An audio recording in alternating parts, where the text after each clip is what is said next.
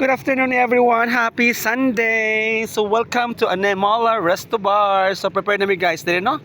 So nako karon diri sa seaside nga area no, sa bar station. So mo gid guys ang kuan gid guys. What you see is what you get. Mo gid diri guys no. So natay mga tables and chairs nga grabe jud ka social. Di mo apil di guys. Oh. Table pa lang. Pil din ang gobyerno. So very ito guys no. So gikan sa bar guys siguro mga 100 meter or 80 meters ang kalayon gikan sa bar no, ang inyong take off kung magbaktas mo no diri, pero at least within the bar ni siya guys. Napilang grill diri no.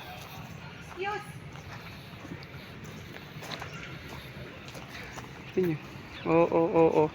So grabe oh. So prepare na no. See you on Tuesday. Love you. God bless everyone.